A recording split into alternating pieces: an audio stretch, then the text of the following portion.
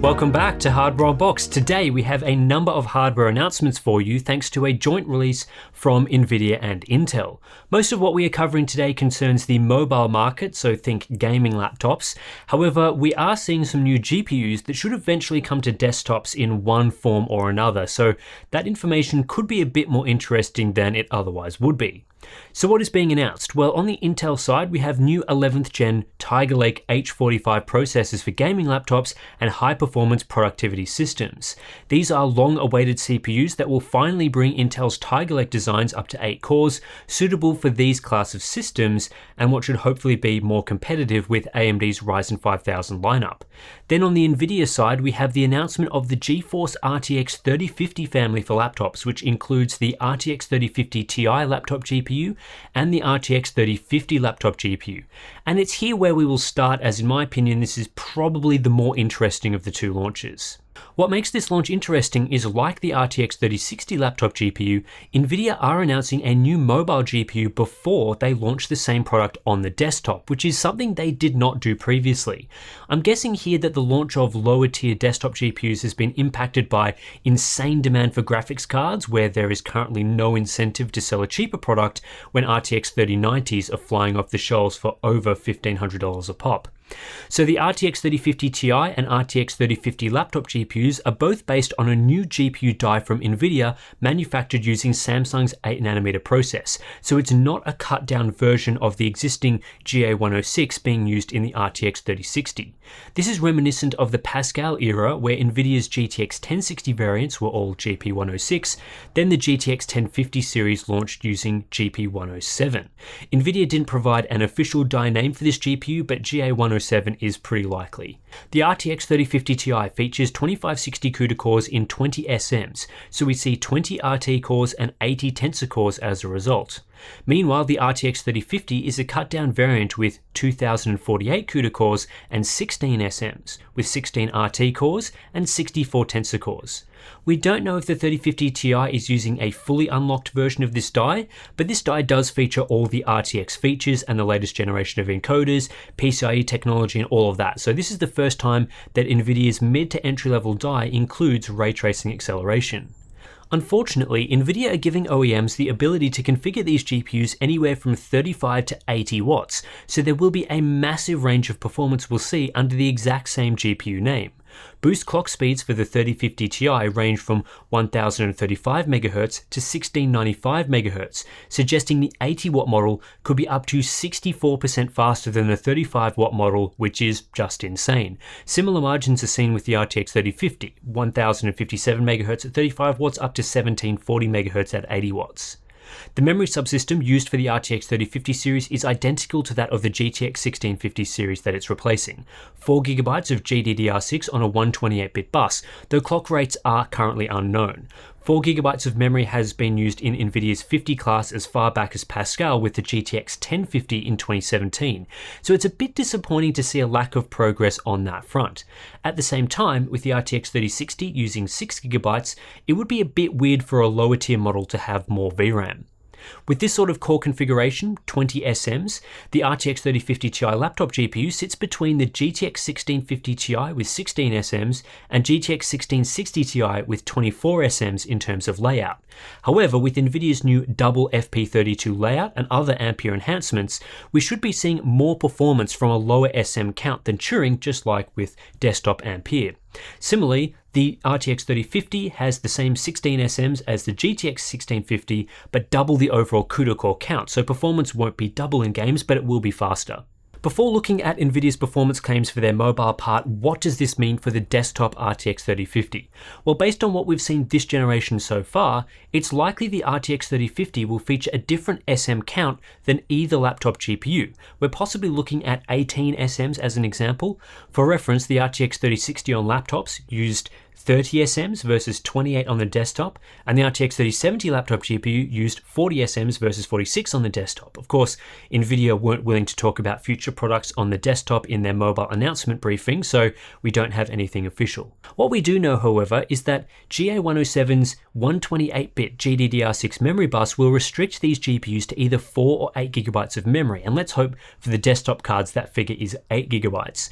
We also know that 3050 Ti GPUs will definitely feature hardware accelerated ray tracing, unlike the previous generation where Nvidia split shearing off into the GTX 16 series without RT or tensor cores in the lower end.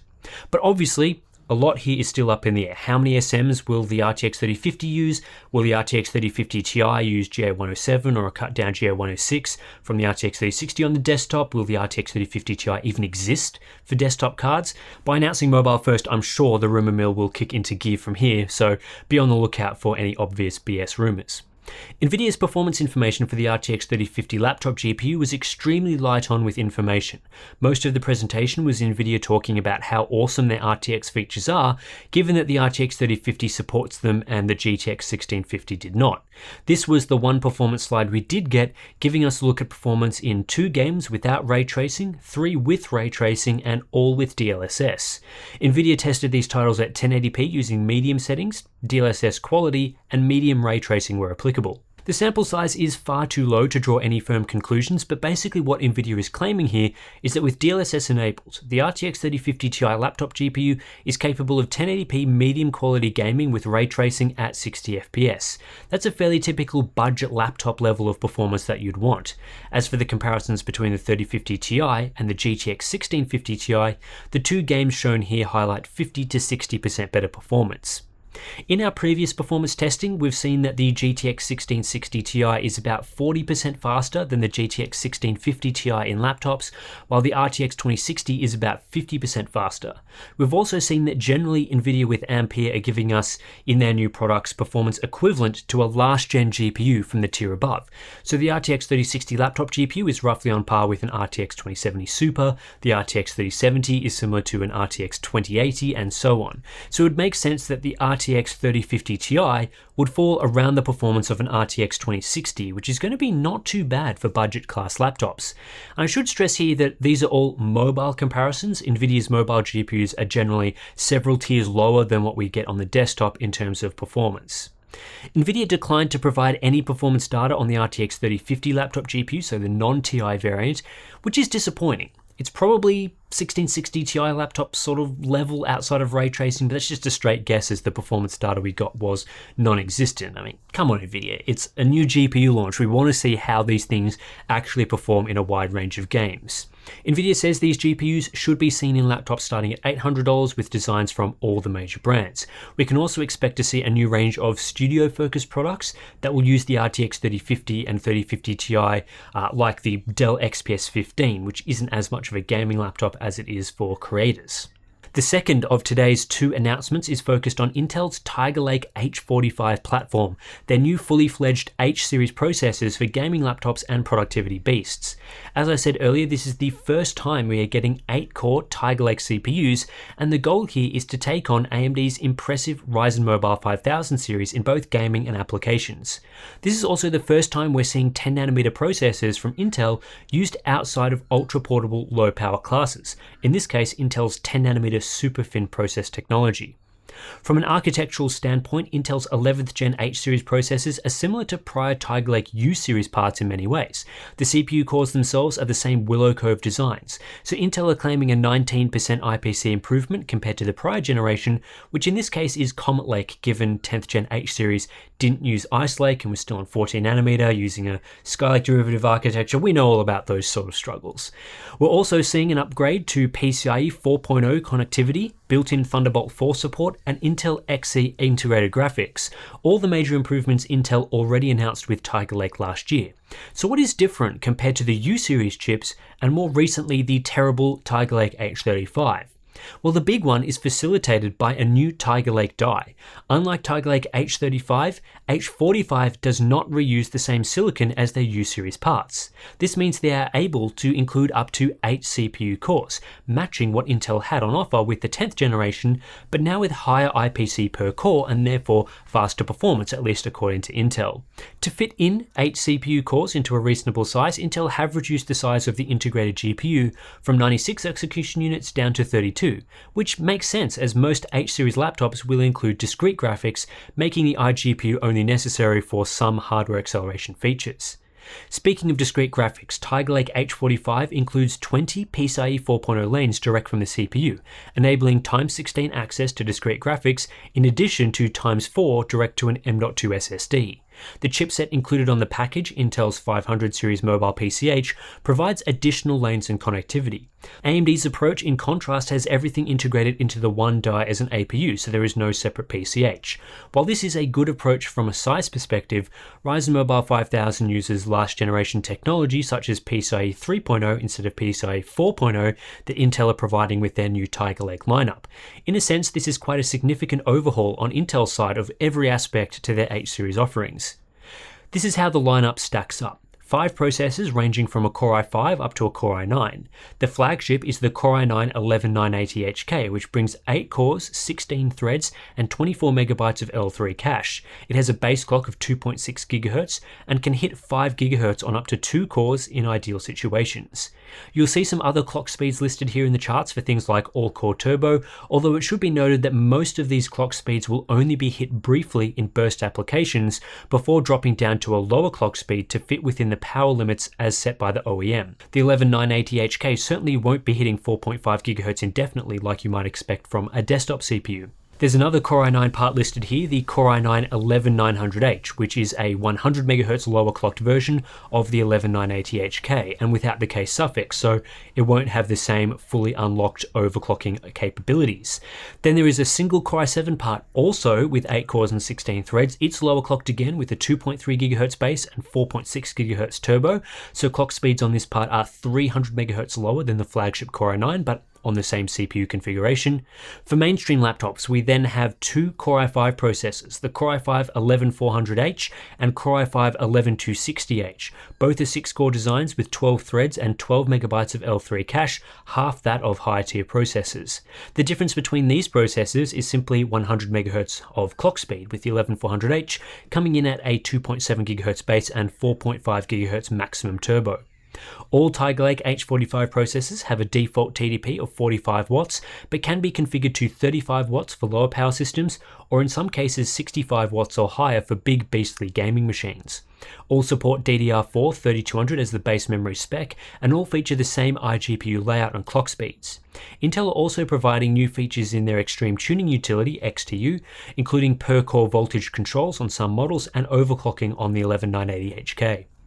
There are some interesting takeaways here in terms of clock speeds. One is that the maximum frequency Intel appear able to hit on 10nm SuperFin with this Willow Cove design is 5 GHz, down from 5.3 GHz previously with Comet Lake.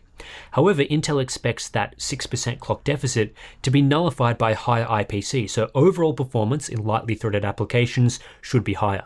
The base clock for the 11980HK is also higher than the 10980HK, indicating we should get the double whammy of higher operating clock speeds and higher IPC, improving performance in both regards outside of the boost state.